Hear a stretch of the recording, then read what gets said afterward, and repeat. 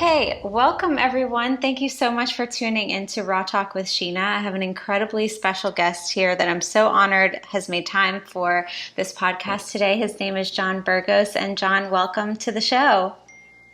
Oh my God, it's my honor. It's so much fun to get to play with you. Thank you so much for fitting me in. I know that you have a really busy schedule that's inclusive of so many amazing guests in your new show and this new season. So I want to say thank you initially. And I also want to know, I tried not to research too much relating to you because I wanted to get a really fresh interaction of your background and some things that have brought you to the place of doing what you're doing today. So can you start by introducing yourself to myself and my guests? Oh my gosh, yeah. Well, I'll give you I don't even say it's the pitch, just the basics are, I've started this program called Beyond the Ordinary Show about 4 years ago. And it was really, I was led to it because I was at the end of one career. I transitioned from working on a particular platform and I didn't know what I was going to do next.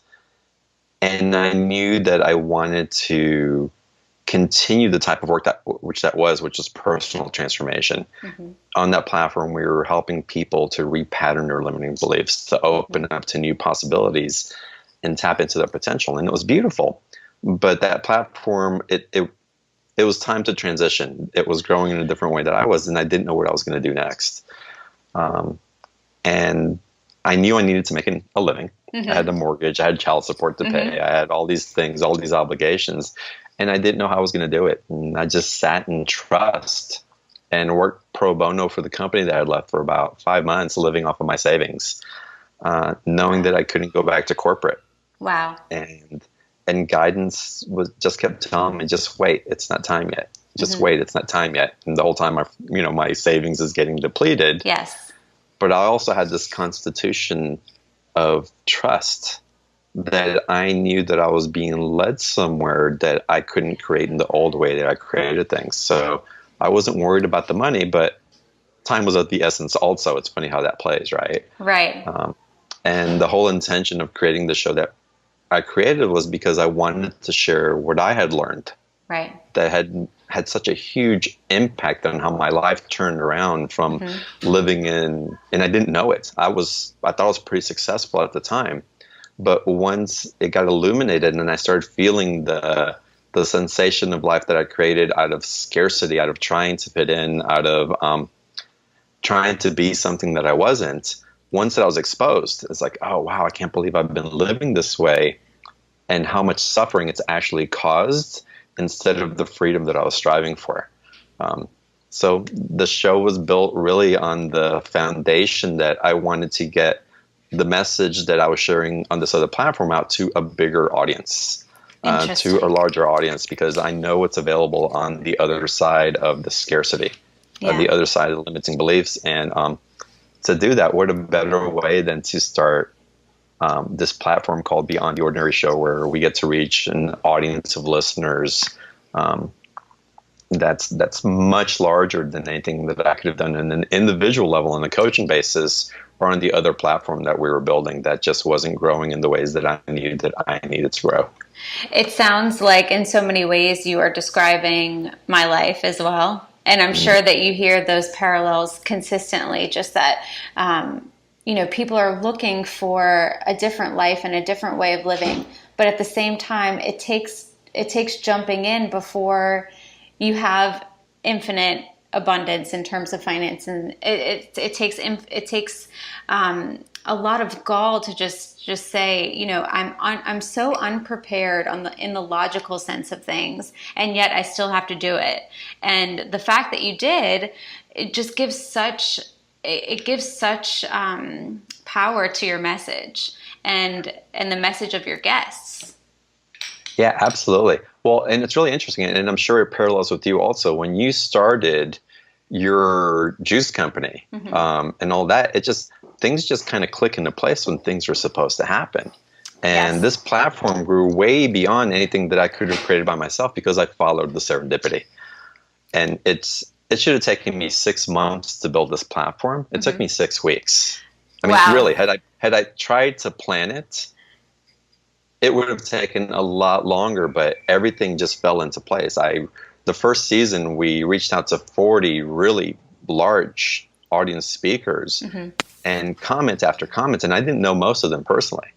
Um, 3/4 of them had never heard of me, and I didn't have an audience for them or anything. But when I reached out and shared from my heart what I was doing and why I was doing it, like, we don't know why. We never say yes to these type of shows, but we have to say yes. And that was consistent over and over and over again. So when you're on path, things fall into place to support you in such a way that your success is inevitable because you're following your heart. There's a bigger purpose, is that triple bottom line win where, yes, it's good for you.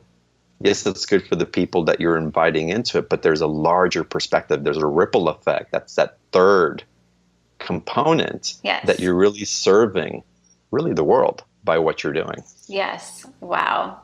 I'm so impressed by the messages that come through your calls. And for those Raw Talk listeners who are unfamiliar with your show, would you say that you primarily seek channelers and people who are connecting with some source that's beyond our physical sense?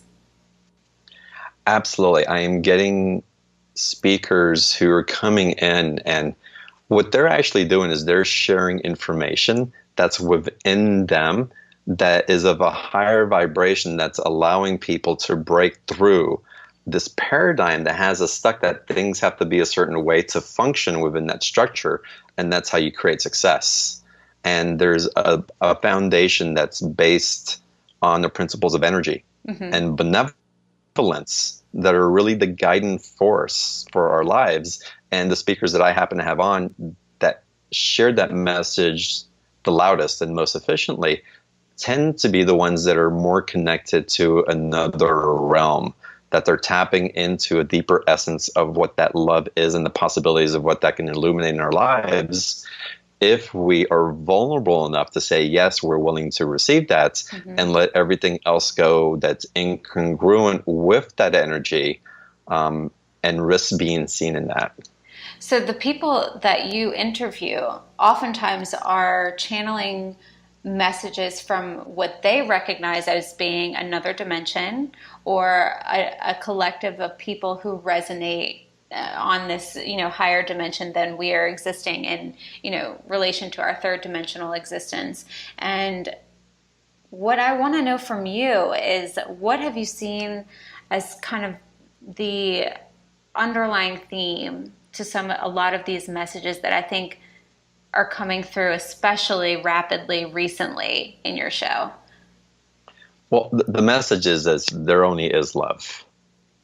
I mean, that's first and foremost, and that's always been the foundation of my love. And I get downloaded quotes all the time, and one of my favorite quotes of mine is, "When in doubt, love." And if you really apply that to any situation in life, wherever you have a doubt, if you have a disagreement with someone and you don't understand their perspective, if you're in doubt, go to love, and it shifts everything. If you're doubting something within yourself, go into loving yourself. If you're doubting, and let that hold the foundation of the solution that's asking to illuminate a new possibility in your life. So that foundation of love is paramount. What's also coming up is also the divinity that we have within ourselves. So I grew up extremely Catholic, and we worshiped God and Jesus, and it's beautiful. It's a beautiful expression of what's within us. And so we are not separate from the energy, from the benevolence that's being gifted to us. It's an invitation for us to play in that as that, so that we can continue to grow and co-create with that love that is seeking its expression of itself in order to know more love within itself.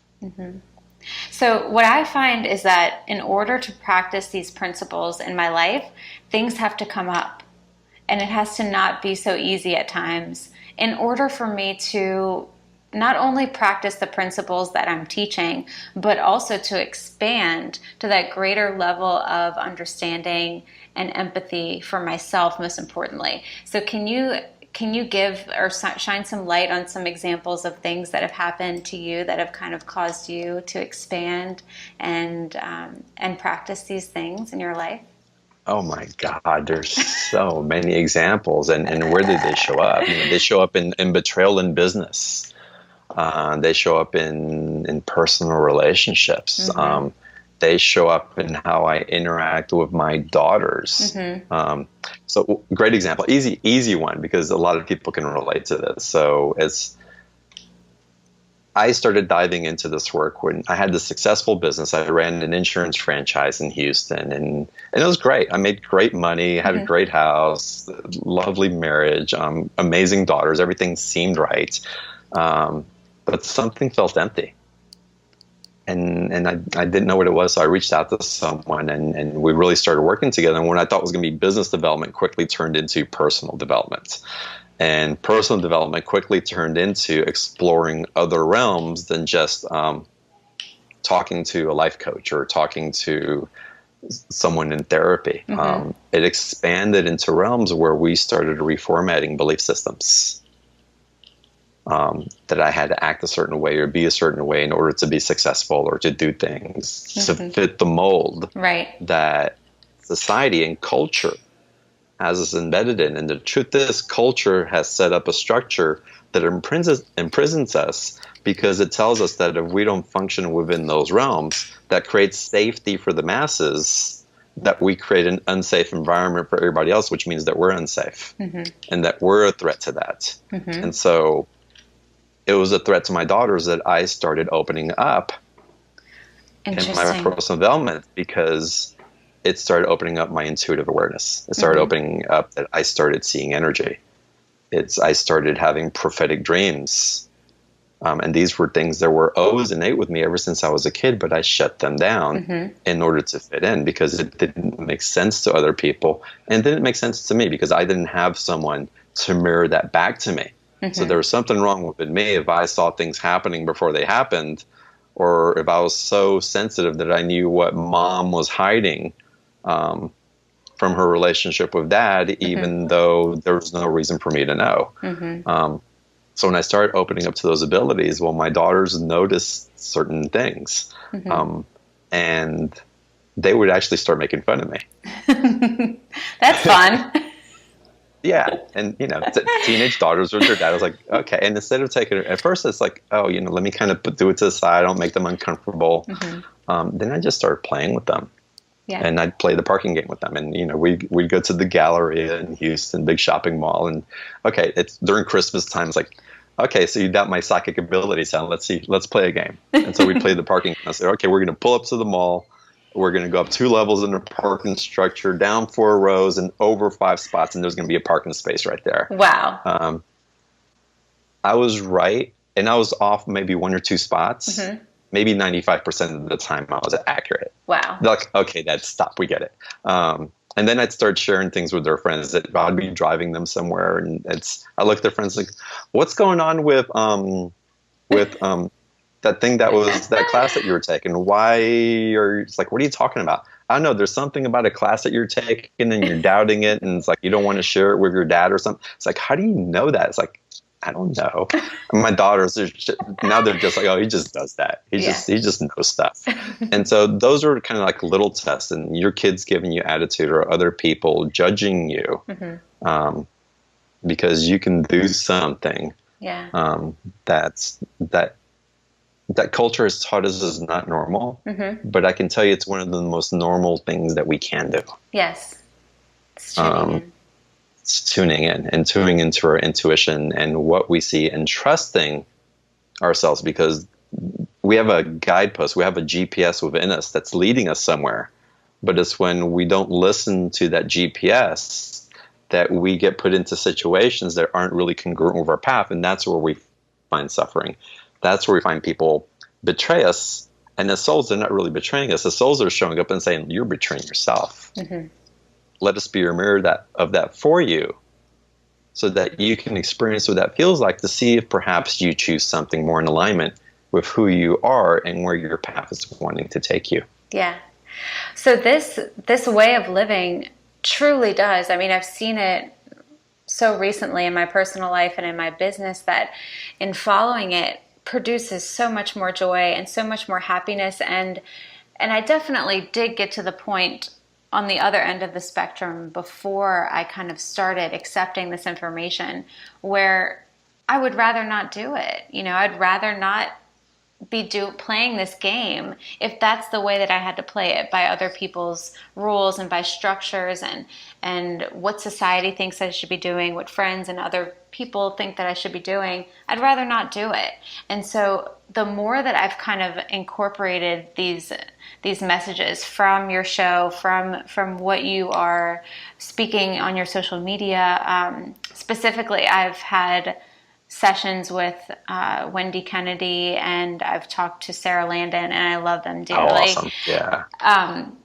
But the more and more, and it's definitely just a cultivating of that which I already knew, and more empowerment in those decisions that are so off course, to so many other people. It's just, I co-created the experience of finding these people and finding you, I know, just to give me some of that force to begin moving forward faster along my path. And so I'm wondering, have you ever gotten, in these 4 years of this experience, have you ever gotten a skeptic or someone who has given you like really harsh examples of how maybe this doesn't work, maybe how, it's ruined their lives or something like that? No, that's actually never come up. And I'll tell you why. Uh-huh. Because I don't hold that in my field. I don't hold that in my belief system. I don't hold that doubt of my experience. What I share on the show and what I bring to the show is authenticity. And so I never share something that I don't really know. If a speaker shares it, I leave room for the possibility of it. Now, if a speaker shows up and they're like way off and I feel into the untruth of what they're sharing, it's my responsibility to really call it out. Right. And say something about it. But the skepticism that came in, there's the doubts that came in from my daughter, and that was a test. Mm-hmm. My ex-wife now had a hard time with it. But she had a hard time with it because I was seeing things that she didn't want me to see. Right. And she's one of my biggest champions right now. She's so supportive, and there's such a beautiful relationship in it that all I had to do, I didn't have to do anything, but I held steady in my truth. Yes. And when I hold steady in my truth, when people try to shoot arrows at you, they don't land because there's nothing for them to land on. Mm-hmm. They can only land on weak spots, and there's not a weak spot in my truth because I tend to be extremely integrate with my sharing and where I come from and the things that I see and experience. So what that says to me is that it's always okay to let go. It's always okay to release. It's always okay to trust that inner guidance system, even when it seems like if you follow it, everything could fall apart. Shayna, I think it has to fall apart. I think we have to be willing to risk that, because what happens is when we're coming at things from a foundation that is within our integrity, that is a foundation of love and benevolence for ourselves and for everyone else around us, we can't make a mistake. There's no wrongs. We can make decisions, and how it impacts other people, that's their journey because they've chosen to have a relationship with us and co-create an experience with us. Yes. But the best thing that we can do for ourselves and for others is to show up authentically as who we are. Then we're not putting on masks. Then we're not being inauthentic. Then we're not inviting people to show up in relationship with us based on an illusion of who we are, because that's not the truth. Right. And that illusion, it's going to crumble. The light's always going to come in and illuminate what's incongruent with it to make it whole again, because we're always being led to wholeness. Right. So our biggest risk is not to take the chance, not to open up, and not to be vulnerable. Because when we don't take that risk, we're mortgaging our happiness. Mm-hmm. We're saying, I'm going to pretend to be something today in the hopes that I can be authentic tomorrow and be happy tomorrow. Yes. that never works. Right. That happened to me when I decided, hey, this isn't working for me anymore. Mm-hmm. I'm 38 years old. Life is empty. I've done everything that I'm supposed to do, and I've done it right, supposedly, at least as right as I could. Mm-hmm. And life sucks. Mm-hmm. Right. It's okay. I glimpse happiness at times. Mm-hmm. I get to take my vacations every once in a while. I get to drive a nice car and have a nice house, and there's got to be more because this is empty. Right. So that's the risk. Living in emptiness and looking back and going, God, I wish something would have been different, or there had to have been something else, and realizing that you didn't really do anything about it because you chose to live somebody else's path and not your own. Yeah. So I feel that we've probably done similar crazy things in terms of the health and wellness journey, spiritual journey, but I want to know what's one of the craziest things that you've done?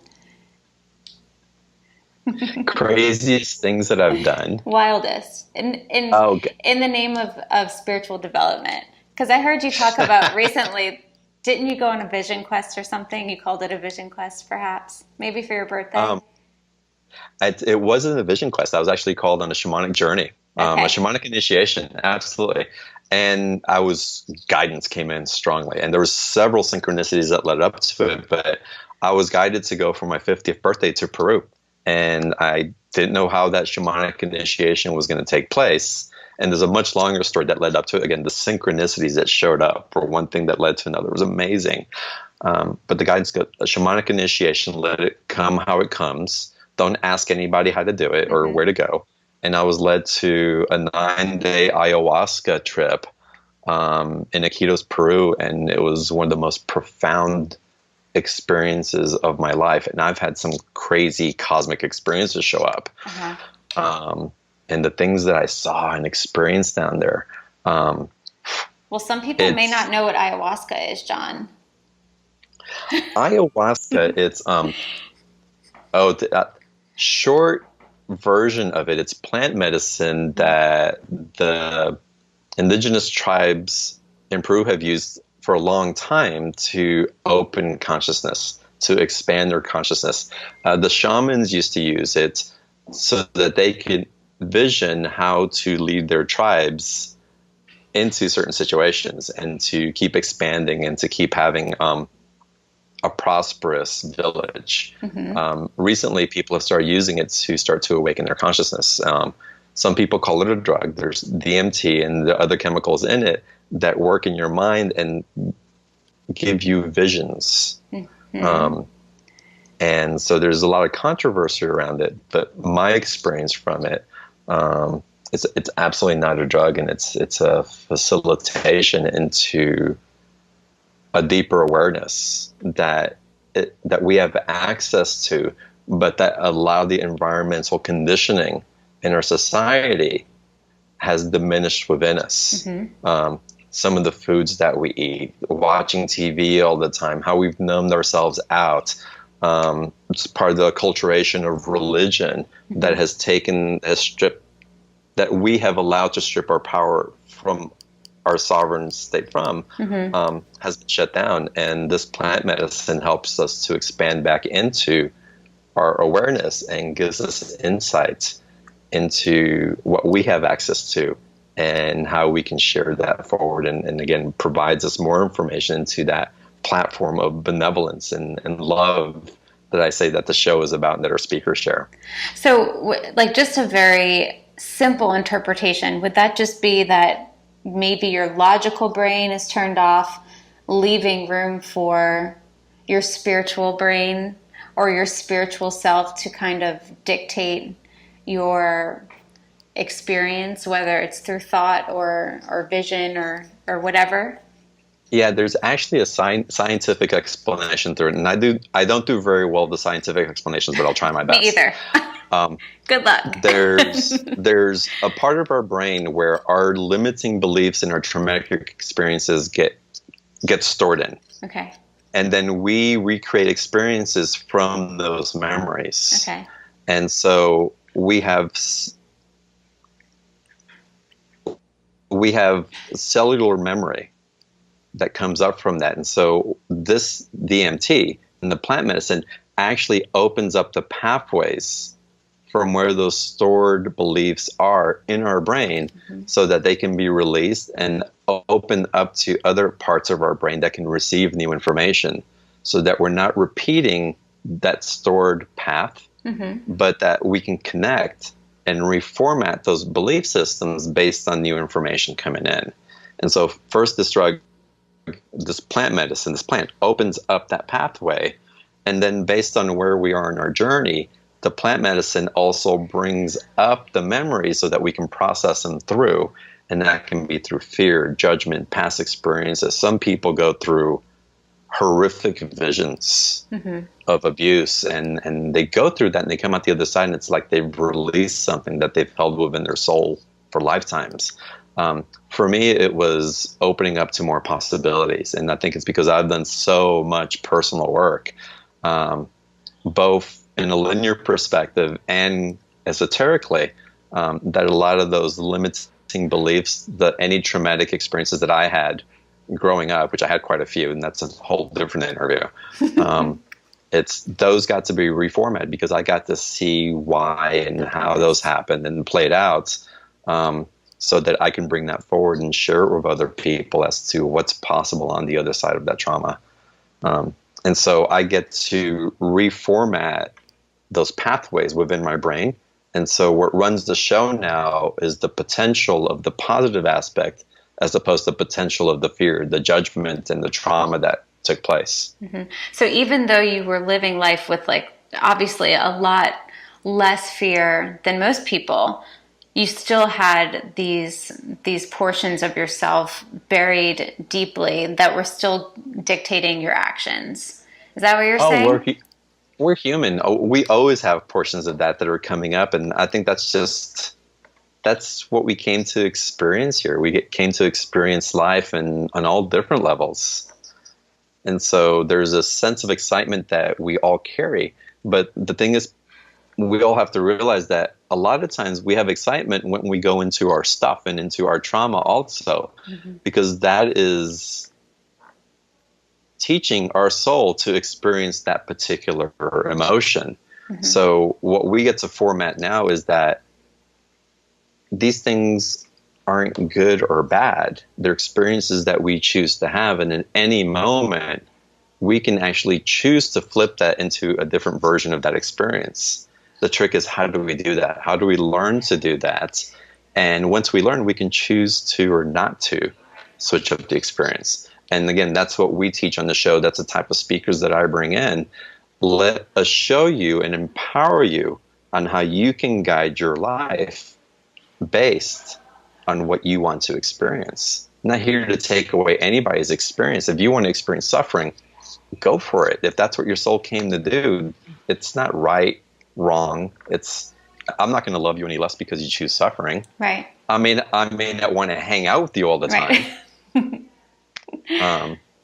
It doesn't mean that you're less of a person or more of a person. It's just your experience. And so to know that we have sovereign choice and that we get to dictate really what's coming up through our personal choices, that's what sets us free. And what happens is, when we get to that level, some of the choices that are made in fear, the choices that create war, the choices that create deep grooves of separation within our society, those get eliminated.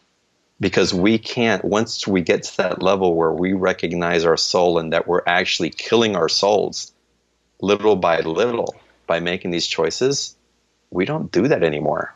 And that's how we start making a difference in the world, by recognizing that within ourselves, by quieting that war within ourselves, by making that peace within ourselves. And then we become an outward expression of that in the world, an example for others. And that's how we stop the suffering that we don't want to see anymore. First of all, it doesn't resonate for us anymore.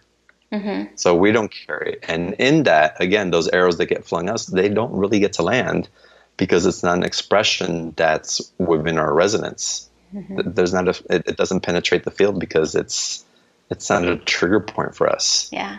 So do you I hope I find... answered your question. Oh my gosh, in so many ways. So do you find now, since your experience, that you experience less fear and less suffering? I mean, not just fear, but suffering, as you said. Do you find that you experience less of those sort of, less of what you don't want to experience? Absolutely, without a doubt. And there's still things that come up. Mm-hmm. And those are just reflections of those little pieces that keep. But what also happens is, as these experiences do show up, Mm-hmm. it takes less time for me to recognize them and to go through them. And it's like, I was like, oh, that's right. I know what that is. Mm-hmm. And it's easy for me to flip it. Or if someone shows up at me angry, and they're bringing their stuff at me, I see it for what it is, mm-hmm. instead of creating story and creating war with it and trying to get my ego to justify this. And it's like, and then you show up in a whole different space. Then you hold your foundational love. Do they have to meet you there? No. But you know what your intention is. You know where you're coming from authentically. And because of that, there's no suffering. There's no war. There's no resentment, anger, or judgment. Because you're so clear. Yeah. And you don't always have to be right in your clarity. Your righteousness can change from one minute to the other. We have the right to decide, oops, I was wrong 5 minutes ago, and I get to adjust now. But as long as where you were coming from 5 minutes ago was your truth and your authenticity, then you know you're showing up from that place that's a building bridge instead of one where you're burning bridges. Yeah. Are you comfortable looking back at your work and some of the things that you've put out there? Is it hard for you to look back, or is it for me, I tell people all the time, I'm kind of in this place right now where I have no need to reference past experiences. I feel so good in the present moment, and just moving forward with what inspires me, that I really am not finding a need in kind of going backwards. Do you find that that's true for you? Yeah, I find that, except when something comes up and it pings my field. And so whenever I find myself in a particular judgment of myself, it's like I look back at where the ripple started. And that's just me exploring. Yeah. It's going, oh, that's similar to this, this, and this, and this. It's like, oh, of course. And look at how that repeated itself. So I go back for that reference point, but not really to mill it over and to tell the story over and over again, because when we do that, something's not resolved. Something's not resolved. And again, these little pings that I get from time to time, and again, we all get them. None of us are perfect, thank God. If you were perfect, who'd want to be with you, right? That would be so boring. Can't keep up. Totally. Screw that. But yeah, it's those are just reference points for little aspects of it that perhaps are still hanging out, that are seeking resolution, understanding, and really self-love. Because if there's any type of regret or anger or judgment of it, there's just that little part of us that's still talking to us in the background that's trying to steer the ship. And we have this bigger aspect of us that's more complete, that's not in judgment or in fear like we were before, or in scarcity or whatever it was. But this little guy's trying to, run the whole show. And so it's just an indication that that piece of us just wants a little bit of acknowledgement and a little bit of assurance. Mm-hmm. And us reminding him, hey, the bigger part of us is taking over. You don't get to drive the car anymore. So amazing. I feel that you are so wonderful, John, at seeking a vibration to share with others that is so empowering and also so informative on a vibrational level of really those big questions in the universe. And I feel that you have the capacity to get those answers so clearly from people who maybe in other environments do not release in that way. And it's so special and so amazing. And so I know that you're in the experience of what feels like universal and spiritual truth very, very often. And so what at this point impresses you? Oh God, people that show up authentically impress me. People who are vulnerable in their love, mm-hmm. are impressive. People who are in their creation and in their gift and are just in their expression of that, whether they're really mental or whatever, people are just they're just owning their gift. God, it's so awesome to see. And that can be, I'm in Mount Shasta right now, Mount Shasta, California. It's a beautiful little town, and you've got this array of different people to hang out here, and you'll see engineers who create these amazing projects, and then you'll see these kids that are, quote unquote hippies running the streets, living in tents for the season. Wow. Some of those kids are so profound and they're so impressive because they're living in their truth. Some of them are running away, but the ones that you can see you see their eyes lit up because they're so in their presence and so in their soul and their expression of who they are. That's so impressive. These engineers who are creating these things they're in their mastery. They're impressive. And I can tell you who else impresses me, which is so amazing. These kids that are growing up today. Yes. And how they show up in truth and have no capacity for BS from anybody. That's impressive to me. I agree. There's a lot to be impressed about in this world. Yes. Yeah. I agree, and I feel exactly what you're saying, because every single time I interview some amazing person like yourself, and I can just feel that I'm in presence with who that person is. It's such an impressive experience, because it's all that we have. All that we have is this present moment, and we are so lucky when we get to connect with someone else and know that connection is all that there is in that present moment, and that connection to be of a higher vibration and of a higher experience than, I guess, what we attune to be a third dimensional experience. It's just as impressive every single time. And so I can imagine that most likely is what you're referring to.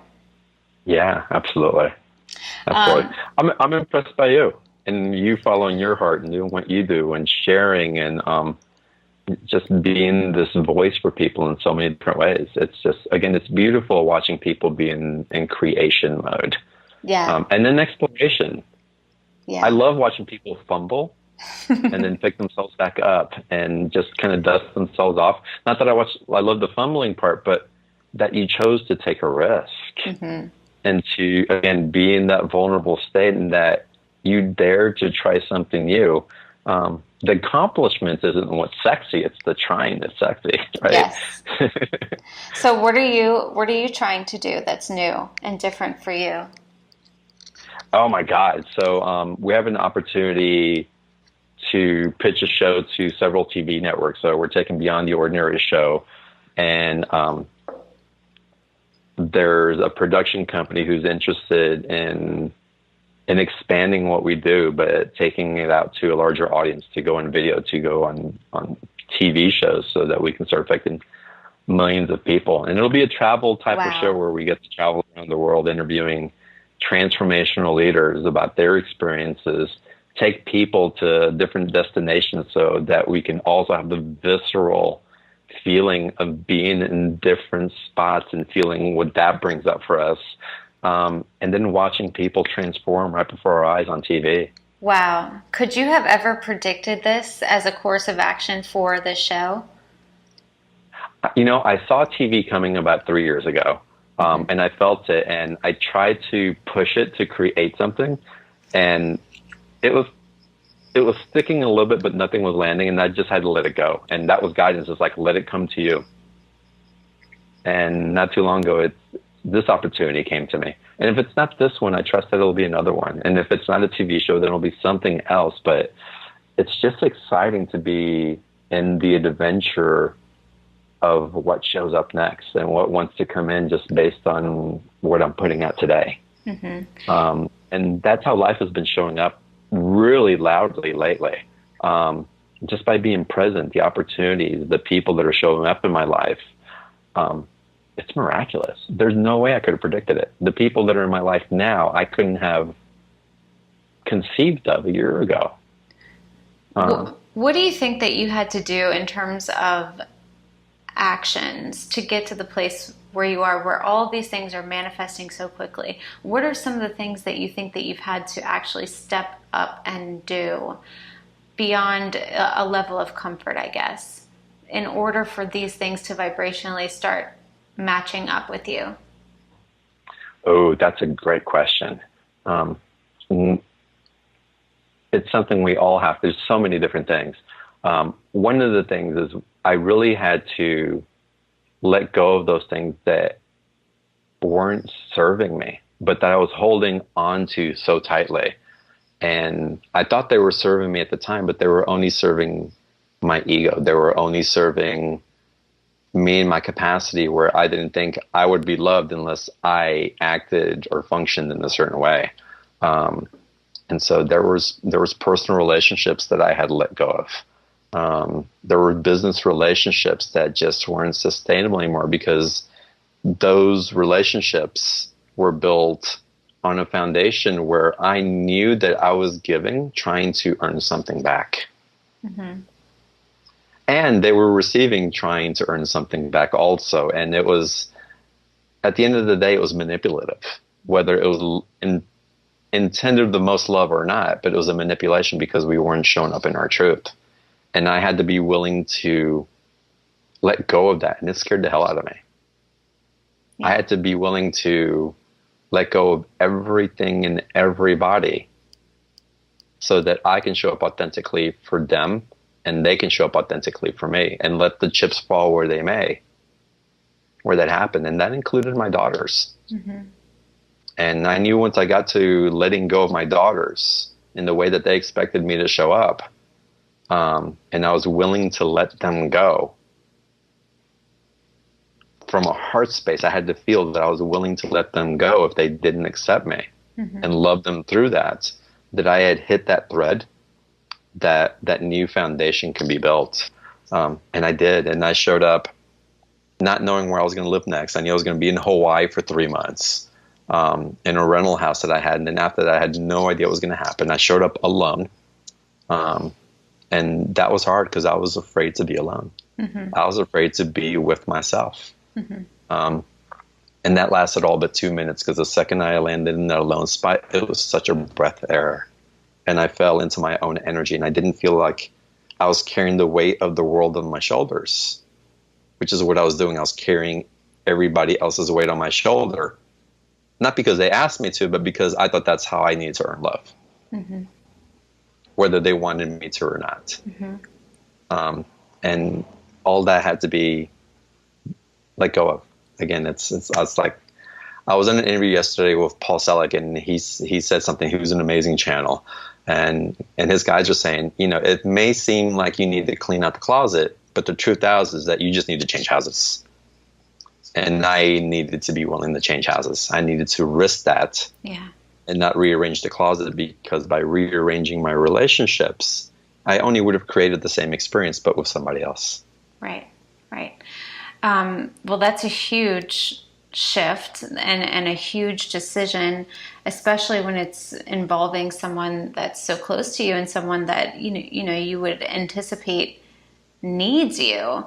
And from my experience, John, sometimes when those relationships needed that space for reorganization, or needed that break for space, maybe permanent space, sometimes I didn't know how much I needed those changes until I was in that new frequency, or something else happened that caused that separation. Did you know before you kind of took that action to move that you needed to separate, and maybe you just weren't listening to it? Because sometimes I don't know how to get a clear, distinct answer as to how to deal with these things, because sometimes I feel like when you're in that frequency, you don't recognize that you need to get out of it. No, we're in the loop. You're absolutely right. It's our biggest blind spot. And then we get so entrained to keep busy, to succeed, to do other things, to be successful, that we ignore the most important aspect, which is intimacy with self. Mm-hmm. We're looking for intimacy in so many parts of our lives. We crave intimacy with others. We crave intimacy in our business relationship. We want intimacy with money. Mm-hmm. But we don't give intimacy to ourselves. Mm-hmm. We don't slow down and go, oh, hold on a second. I need to just take a few minutes for me and see where that really is coming up for me. I need to just take a break and gather all my energy, because you're an entrepreneur. You do all these businesses. Your energy is all over the place. You're a coach. You do energy work also. Your energy is like scattered probably 100 different places in a very organized and efficient way. But as powerful as you are, it's so important to take our energy back to where we've gifted it, to bring it back to ourselves so that we can know ourselves. Because if we don't know ourselves, how can anybody else know us? Right. Because we're only given portions of ourselves to those aspects. And so it's just taking time, and we create crisis when we get to a point where it's not sustainable. And so where marriage is not sustainable, it's a crisis that breaks it up. When our business isn't sustainable, where the job isn't sustainable anymore, we know we have to switch jobs. A lot of times it's a crisis that brings it up. When we're not taking care of our physicality, a lot of aspects of it's when a crisis brings it up. We've gained 20 pounds. We've had a heart attack. We've gotten cancer. And that's not necessary if we can take the time to be with ourselves and truly and authentically tap in and have the conversation with self. One of the exercises that I used to give my clients, and I still give it out on webcasts, is if you're in a confused state, go sit in front of a mirror, look at yourself in the eyes, and have a conversation with your 5-year-old. Ask your 5-year-old what's going on, and I guarantee you, she will never lie to you. Wow. She'll tell you straight up what's going on. Wow. It sounds like an awesome practice. It's fantastic. Because there's truth that comes through to it. There's feeling and emotion that comes through to it. And it's the emotion that really matters, because we can use words to try to explain things or to try to tell people how we're feeling or what we want. But how many words do you know for the word love? One. How many languages? It's, Or how many languages do you know for the word happiness? And how many languages can you translate that into? 2. Okay, if you saw a happy person in Japan or in Afghanistan or in Zimbabwe or in Greece, if you saw their expression of happiness, would you know what that was? Yes. So in emotion, you know happiness in how many different languages? Infinite. Right. But we limit ourselves to languaging and trying to explain things from our mind's perspective, and it's limited. It doesn't give it the justice. So when we sit down and tap into our emotions and allow that to be the guide to express and to detail to us what's really happening on a deeper basis, and use that as the guidepost, then we're in self-intimacy. Then we're in the space where we can react from truth and create from truth, as opposed to trying to create something from a very limited perspective. So do you think that by continuously reflecting in, tapping into our internal compass, having this, continuous conversation with us, do you think that we can avoid crisis? I think crisis is the mother of invention sometimes. So it's not that we avoid crisis, but we are prepared and we show up authentically, knowing that we are equipped to handle whatever comes up.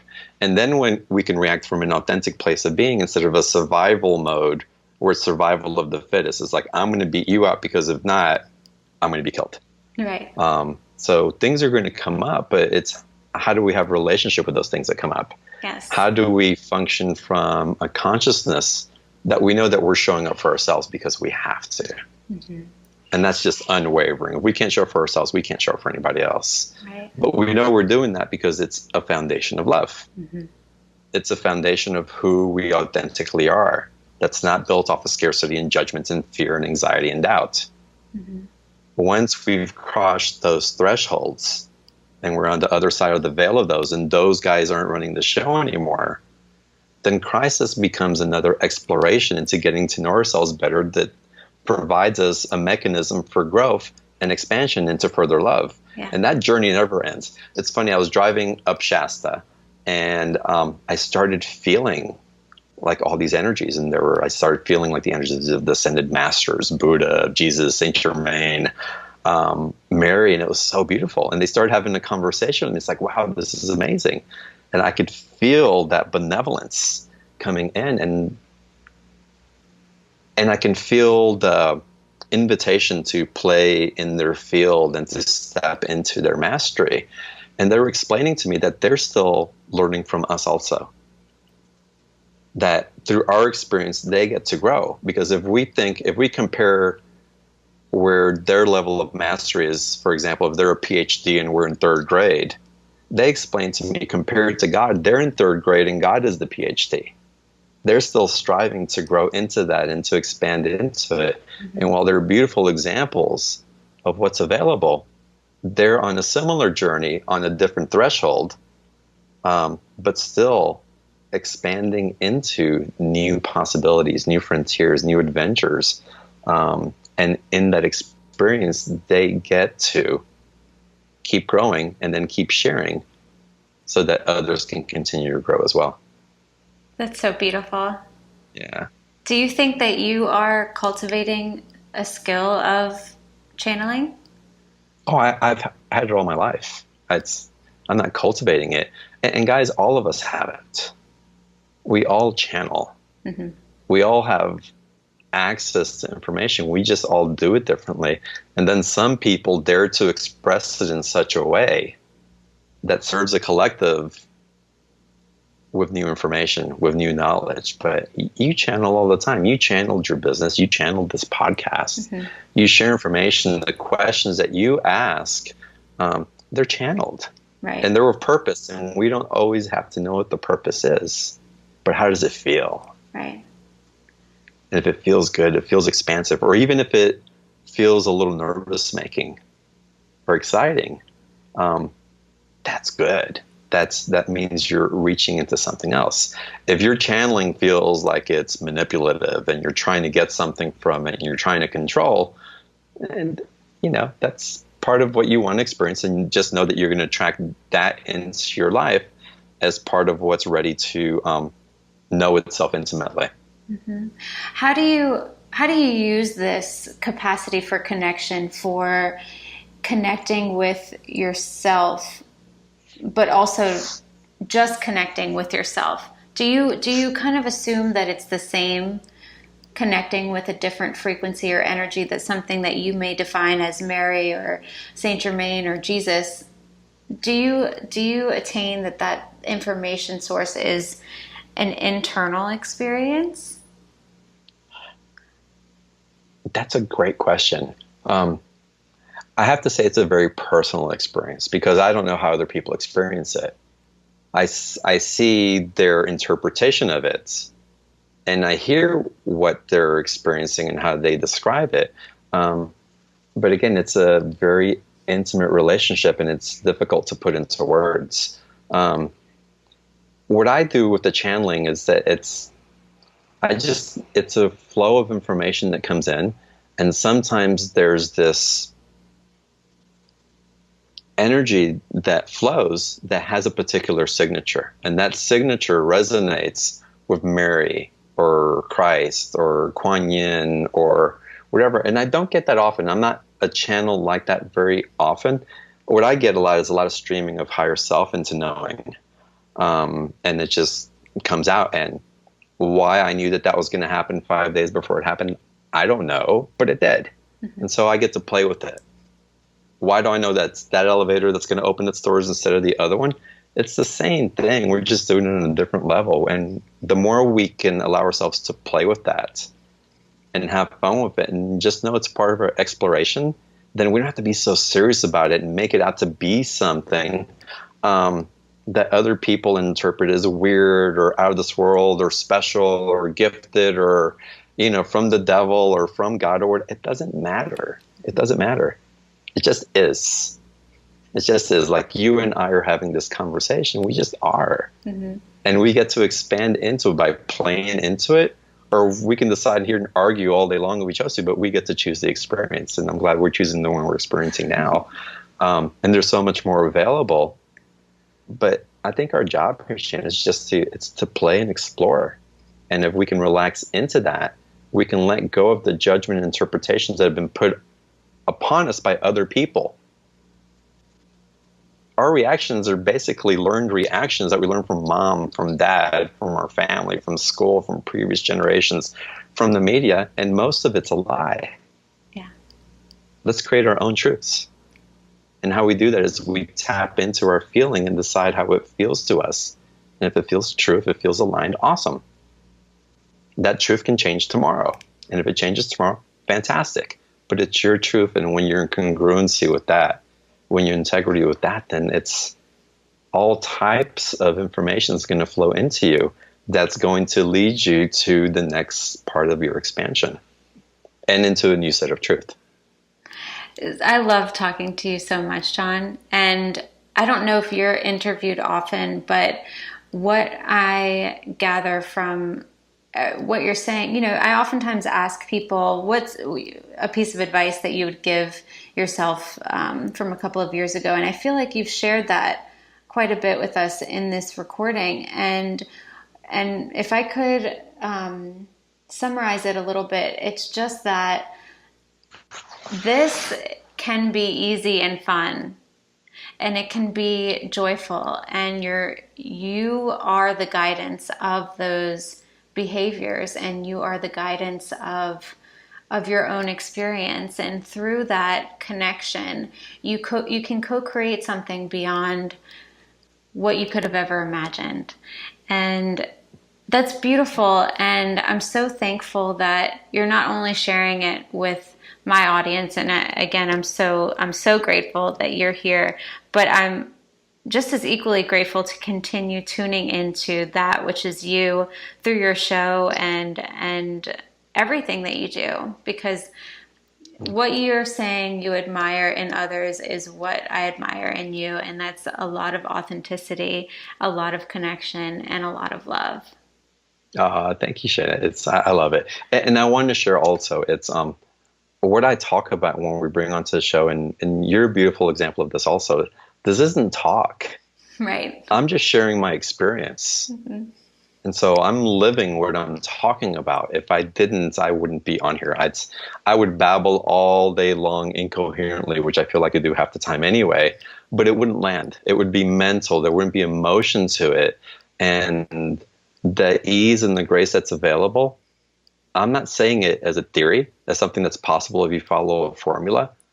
I'm telling you, I know that it exists. I know that what we can create from it.